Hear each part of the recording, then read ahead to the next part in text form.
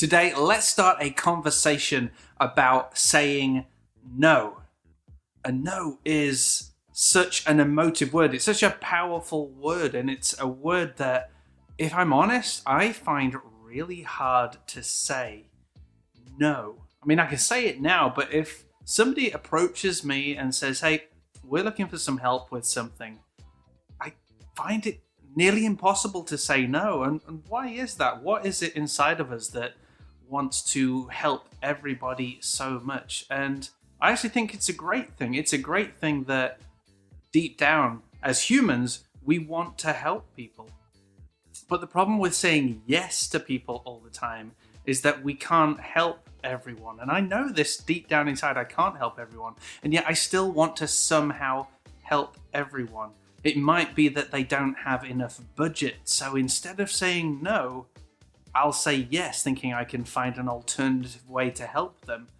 It might be that they're not even my target customer, but again, I'll want to say yes. Again, they may even have no money, and I just want to help them out of the goodness of my heart. And it's totally cool to do the odd piece of work where you're just helping someone out because you can. But when it kind of becomes a bit habitual or regular, like it has with me at times, it's really not a good thing at all to say no. Saying no is actually really healthy, and I don't mean saying no all the time, but what you should be trying to put yourself in the mindset of is that it's a no before it's a yes. And I'm really trying to work on this myself. It's always a no before it becomes a yes. So when somebody approaches me with potential business, I have to approach this from the mindset of, right now it's a no, I need to find more information out before that no becomes a yes. So during the no period, I'm not going to flat out say no to the person, but in my mind, I'm thinking of a mindset of initially no, or let's find out more information, where I can then unpack, is this job, is this client right for me? Can I help these people to the best of my ability so that they will get the most value for money? And if all of those questions are answered and all of those are yes, then my no can become a yes, and I can send them a quote, and hopefully they'll say yes too, and it'll be a big yes fest, and I won't have to say no, and we can get on with the business. But if I don't say no often enough, and if I keep saying yes, then I'm going to take on too much work, which means for all the people that I've said yes to, instead of being able to help them, I've actually overcommitted. I've got too busy or too stressed, and I'm trying to help everyone and can't give them the best of my ability because I've stretched myself too thin.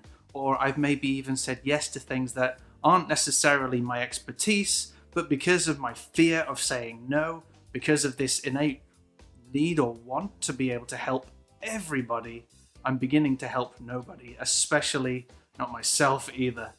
So this is kind of therapy for me. This is me unloading and thinking out on video the reasons why I should be saying no, and hopefully as well you are connecting with me on this and you're seeing things in your own workplace, in your own office, in your own business, where perhaps you've said yes a bit too often, perhaps you've spread yourself too thin, perhaps you too want to help absolutely everyone. And I hope that my outward thinking is helping inspire you to realize that saying yes to everybody can sometimes help nobody, but actually make your first reaction in your mind, it doesn't have to be out loud, be a no initially, and then you can work towards that yes by unpacking what it is that's required of you, of the client.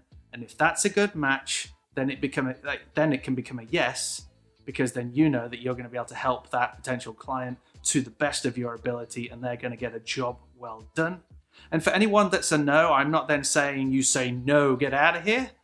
You just simply say, I'm afraid we can't help you, but, and try and connect them with somebody that you know can. Because you'll start off with a no, you'll ask all those questions. If it's still a no, by that small discovery process, you can still recommend somebody else to help that person whose expertise it may be. Okay, so there's some reasons to say no. What other reasons can you think of to say no? Have you got any stories of where it's really helped that you've said no? Or maybe some stories that we can learn from where you've said yes too many times. If you want to put them in the comments below this video, or if you'd rather it be a bit more private, we've got a Facebook group over at wpinnovator.com/group. You can go in there. It's a Facebook group full of design agencies, WordPress enthusiasts, freelancers, you name it. Pretty much everyone's in there apart from my mum, which is a shame because I think she'd like the group too. Also, if you didn't know, we run a podcast. That's wpinnovator.com/podcast, where we have people from all around the world talking about agency life, talking about things just like this, and they are much cleverer than me. So that's a great podcast to go check out. If you liked this video, give us a thumbs up. If you didn't like this video, you didn't like the video? No. Keep away from that dislike button. Just send me a private message. Tell me what I could do better. I do need to learn. And if you want more content like this, don't forget to subscribe. We are still in VEDA. I think there's at least 10 more days to go. So please expect a video tomorrow. Have an awesome day.